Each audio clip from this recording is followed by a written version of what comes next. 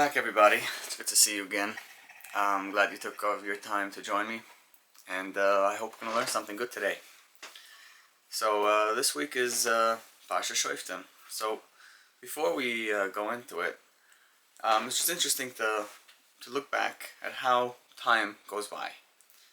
Time started out way back in the beginning, as we spoke about in the early videos. Bereshis, the beginning of time, space, beginning of matter. Bereshis bar Elokim, es hashemayim, space, ves aretz, matter, and Bereshis is time. And throughout it, there were ups and downs. Things happened, things came, and things went. And especially as the Jewish nation, we've gone through so much as well. The good and the bad. The things that we are proud, and the things that we cry over. The things that we are joyous over, and the things that we're sad about. And all those things happen through time. And when we daven Shemona Esrei, we go through these steps of davening for certain things. We daven for let's start with Atachoinen. We start with Atachoinen. You are the one who graces us with das, with knowledge and intuition and Chachma, Bina, das. And then we go in saying not just the mind, Hashivenu Avinu L'Sarasecha, V'Karvenu Malkeinu L'Avodasecha. It's about the heart. Bring us closer to your service and to your avodah, because we want to be close to you. We want our hearts to be fully into the work. We don't just want to be doing the work because this is what our parents did. We want to be close. Please bring us closer. And then we ask for our kidneys, Slach Lanu, Re'ei, right? We ask for Hashem to see our pain, our the pain just living here, just being part of this world, going through time, us just going through time in this world, in this exile, and we daven Goel Yisrael, like He's the one who redeems us. Rifa'enu, we ask for all the pains, Chol Tachlienu, which is for our Choyle Nefesh, for our mental health, and L'chol Machloivenu, which is our heart's pain, and then Makkoisenu, which is our bodily pain. And then we daven for Baruch Aleinu, which is our money, for all types of growths. We daven that we should have success in those areas. And then we go into Tekah b'shofar gadol. So Tekah is, we want you to blow the shofar. We want you to go about bringing the geula, blowing the shofar. But if you go through it, you see that Es Tzemach David, which is much later, that's where we start. That's where we ask that Mashiach come. Like Es Tzemach David, let the blossoming of David, like Mashiach, let him come. Let his family come back to life. And so what's the Tekah b'shofar gadol? We're asking for the shofar to start blowing. And then we daven for Hashiva Shoftenu, our judges, to have their seats again. And then we start davening for V'la Malshinem, that the wicked people should be eradicated, Al Tzadikim, for the righteous people to be uplifted, and Yerushalayim should be rebuilt. And then Es Tzemach, shouldn't we say Hashiva Shoftenu, V'la Malshinem, Al Tzadikim, V'li Yerushalayim, and then we say Tekah b'shofar, and then Es Tzemach? Why are we saying it in this direction? So now, going back to Shoftim, you can already see Hashiva Shoftenu, Shoftim v'Shotrim, Titan L'cha B'chal Sha'arecha. When we daven for the shofar first, and then we say Hashiva Shoftenu. So let's go into understanding how do democratic countries work. They start off with writing a constitution. The founders sit down and they say, okay, if we want this to be successful for many years, we want our nation to be a place where for 1,000 years we should be able to have people who live and prosper according to our value system.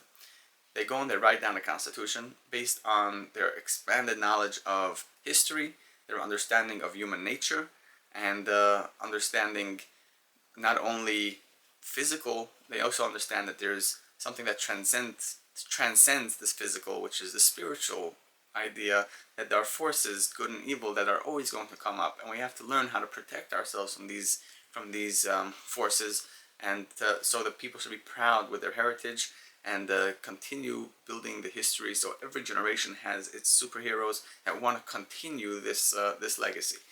And in every country, the ideal person is someone who follows the laws and is filled with virtue of these morals. they say, I'm going to live the best life under the umbrella of what this Constitution wants of me. I come down to this, I walk around on this earth, on this land, in this country, as part of this nation, and I follow the rules. I'm pious, I'm virtuous, I'm nice, and people see me. People down the block are like, this guy living over here, he brings pride to this nation. He's an example of what we should all be like. This guy works hard. He's living the dream. This guy is so nice, and he should be a justice on the Supreme Court. This guy should run for president. This guy should be running some different division, or everybody contributes in their own way, and the main goal of their lives are to continue this Constitution, this legacy, to live in this proper way, and so for the next generations, for them to be able to live that way as well. And that's a beautiful thing. And as Yidden, what do we do different? Don't we follow a certain rule book? Don't we go through this level of these steps in order to grow? Yes, we do. But here comes the difference. In a regular nation, what do? They have to set up a thing called law and order. Law and order is where they say, in order for this Constitution to continue working, we need to have law and order on the streets. So not just the people that are disciplined and principled enough will be the superheroes, because what if the gangs start rising up and they start showing the kids their own way of living and instant gratification and just doing whatever they want? Then at some point the whole Constitution will be ripped up and shredded to pieces, and the society will deteriorate. We need law and order to keep the rules in place, and that's why they appoint judges. They take judges, they don the robes, and when someone does something wrong, when someone needs to be apprehended, the law is going to be firm and strict. A good person is someone who's going to say, I'm going to live within the bounds of the law. And such a person, even if the laws were created by humans, a person who abides by the law feels content, because they're like, I'm not prohibiting myself from doing certain things. I'm actually living within the framework that this country wants to be proud of. So that's actual freedom. Even though I'm keeping away from doing certain things, I feel freedom in my way of life. And they walk around with this happiness, this contentment, and they're just a joy to be around. And those are the people we want our kids to learn from.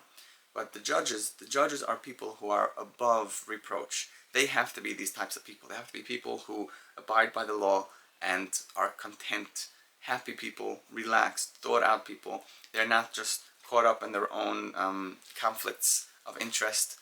And we need really true people. You can see right now what's going on in Brazil with the freedom of speech idea and social media. It's like they're twisting the entire idea up, and they're basically a dictatorship. The guy who's doing this is not somebody who is above reproach. He could be reproached, and not just can he be, he should be. And but the point of their constitution is, in order for this nation to last, we have to follow these rules that were written so far back. And if we want to amend something, then you vote on it and you add or subtract things. But that's fine, as long as you have the consent of the nation. The nation says we could see ourselves going forward if we do something about it, if we change or if we add. That's fine. And that's a very good point for a nation and for any country. But us, we are a little different. We say Tikah b'shofar before we say Hashiva Shoftenu. Before we appoint our judges, we say Tikah b'shofar. We want to hear the sound of the shofar. We want to connect to this everlasting sound. So, Tikah b'shofar Gadol, our question, why is it before Hashiva Shoftenu? The answer will be like this. The shofar that we are talking about is the shofar that has been blowing for a very long time.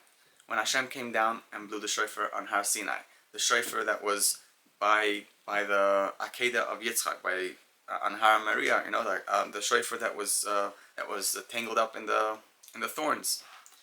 That shofar has been blowing, and it's been in the background of the world. It's been sounding off, and anyone who wants to hear this sound of freedom, anyone who wants to attach to this contentment of knowing that Hashem is here, the redemption is coming, could tune in and start hearing the the sound of freedom, the sound of the shofar going on in the background. We aren't a nation that goes because we wrote a constitution and now we have to follow and honor it. We have Hashem, who has given us the love, He's given us the promise, and then He gave us the Torah and said, follow it. And this Torah to be followed, the goal is not that we should be able to live in prosperity and for our nation to continue growing, and if we want to change something, we go ahead and vote on it. There is no changing it. There is no making it any different. We were given a perfect life, and that perfect life is being connected 100% to Hashem, saying, I could wake up in the morning, yes, I have to go to work, yes, I have to take care of my wife and children, yes, I have health, and I have financial, and I have a whole bunch of other list of things that I gotta take care of. But guess what? Every one of these subjects is exactly how Hashem wants it. This is exactly what He wants from me, so this is exactly what I'm going to do. And our goal is that we want to be one with the one. That's our goal. Everything else, everything that the other countries have, that living the way of life that they have, and the law and order, the rule of law, everything that they have, that's their goal. But for us, those things that they have is our result, because we are aiming for a higher goal. So when you aim for a higher goal, everything until that goal has to be met. But if your goal is only here, you only have to reach all the things until here. But if you're going up, you're going even higher. So the rest of the world, their goal is to have a country for 1,000 years. So in order to reach that, they need law and order, they need judges, they need all those things. But for us, our goal is to be one with Hashem. It's much higher. So all these other results, all these other things of having law and order and following and appointing judges, that comes later. That comes much later. So first comes the Kabbalah Shofar. First comes, let's hear that sound. Let's understand the feeling of how it is that we are v'kabetzin l'cheinu ma'arba kamasaretz. Every single individual from every corner of earth will come back to this one point. We will all come back to Yerushalayim. We will all, every individual from every corner will come back to the one. That is the Kabbalah Shofar. This is our goal that we are growing towards. And then we say, okay, in order to make this happen, Hashiva Shoftenu v'lam Hashinam ala tzadikim. Let's appoint judges. Let's eradicate the wicked. Let's uplift the righteous. Let's rebuild Yerushalayim, and then Mashiach will come. And those are all the results of the Kabbalah Shofar Gadol. So now we see in this week's Parsha, Shoftim v'shoitrim titin lecha. You should appoint and put upon yourself judges and security and police. Policing people who take care and say that these rules have to be upheld. We should appoint these judges. And what's the thing that we say afterwards? Tzedek, tzedek, tirdoif. You should pursue justice, but not just once. Tzedek, tzedek, justice and justice, righteousness and goodness. That's what we should pursue. And Rashi explains in this week's on that pasuk that kedai hu lecha. It's worthwhile for you to go and appoint good judges. You know why? Because when you do, you will have everything else. You will have Yerushalayim, you will have Eretz Yisrael, you will have all that good life. L'man tichyu, you're going to be alive, and you'll be living a full life. You'll be enjoying it, and that's what we look forward to. And with that, we will have, once we have all these results, all these things that come just because we are doing this grand idea of the Kabbalah Shofar, all these other things through Shoftim v'shoitrim, through applying and appointing judges, we will be able to grow and fulfill every single thing we need as a nation, and grow and continue growing. We'll have pride in ourselves for many generations to come. All of our kids will want to be part of this nation, and they'll find the sweetness that only people connected to Hashem could have. So thank you for listening. Have a wonderful Shabbos. I appreciate your time, and looking forward to seeing you in the future. And read my books on Amazon. Who Am I? Tehillim Legacy Journal. They're beautiful books adding to the literature of the Jewish nation. So people should have pride, not just in the previous generations, but even in this generation. People are working and adding things so you could learn and grow. And have a wonderful day. Thank you so much.